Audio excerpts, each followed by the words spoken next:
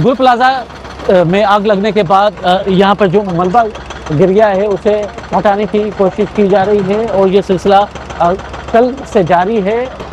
जो हुक्काम है उनका कहना है कि एक तरफ जो है आग बुझाने के बाद कूलिंग का अमल जारी है, तो दूसरी तरफ इस मलबे को हटाया जा रहा है। ये जो गुल प्लाजा मार्केट थी, ये मेजनाइन, ग्राउंड फ्लोर और उसके बाद उस पर 3 मंजिलें थी और ये मजमूई तौर पर क्रॉकरी, बर्तनों और बच्चों को खिलौनों के अलावा जो गारमेंट्स की इसमें दुकानें थी।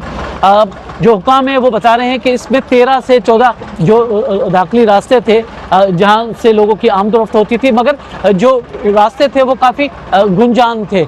इस वजह से लोगों को निकालने में भी और रेस्क्यू करने में भी शदीद मुश्किलात का सामना करना पड़ा है हुक्काम को।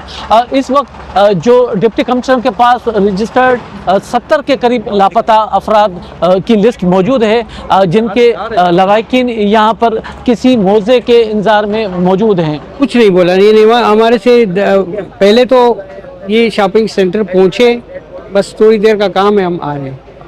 10 बजे तक जब नहीं आए तो हमने 10 बजे जब कॉल किया, उसके बाद से उस पर रिंग जा रही है और कोई रिस्पांस नहीं मिल रहा है। फिर हमने 12-1 बजे मेरे बच्चे आए तलाश में उनके कि अभी तक तो आना चाहिए था, नहीं आए। पता चला जी इस पर आग लगी है, तो घर से ही बता के आए थे कि हम गुल प्लाजा जा रहे हैं।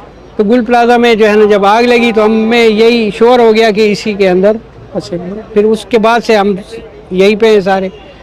फिर कल 1 बजे तक जो है ना उस पर रिंग जाती थी, उसके बाद से कोई रब्ता, कोई रिंग भी नहीं जा रही है। अभी साल होगी, 40-45 साल मेरी वाइफ की होगी, 30-35 साल हमारी बहन की होगी और 22 साल 25 साल मेरी बहू बेटी है उसकी होगी। इनसे मैंने कई बार गुजारिश की, डीजी से भी की और सिक्योरिटी अफराद से भी की, रेस्क्यू वालों से भी की कि ये कोई ऐसा तरीका करे कि जिसमें से कम जो डेड बॉडी है वो टुकड़े ना हो।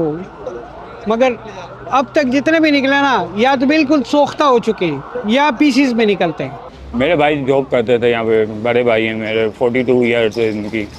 जो छोटी बच्चियाँ हैं यार, कल हफ्ते की रात से रो रही हैं कि पापा इस टाइम पे घर पे आते हैं, अब क्यों नहीं आ रहे।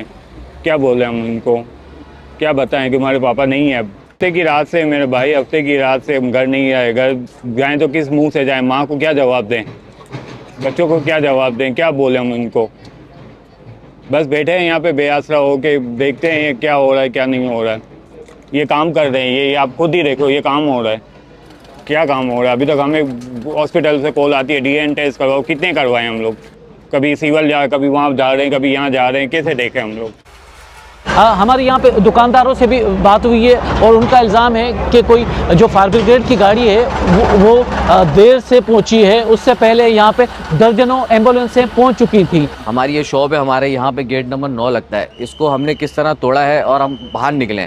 हम जैसे ही बाहर निकले हमारे पीछे सिर्फ आँख थी।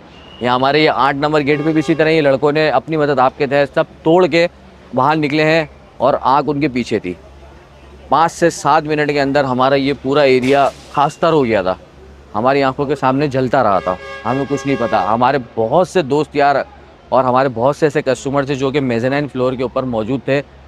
कुछ निकल चुके, कुछ को निकालने की कोशिश की गई, बहुत से अपनी मदद आपके तहत भी निकल गए, आगे पीछे मॉल से निकल गए, चिरानी हॉस्पिटल बना वहाँ से निकल गए, कुल तिजारत से निकल गए। लेकिन अभी भी हमारे कुछ दोस्त वकारिब मौजूद हैं जो कि अंदर हैं, लेकिन अल्लाह हवाले है सब। अभी फायर ब्रिगेड की गाड़ियाँ तो बहुत ही ताख़ीर की थी। बाकायदा ये एम्बुलेंस जिनकी इतनी ज़रूरत नहीं थी, ये 100 से करीब ये आके खड़ी हो गई थी।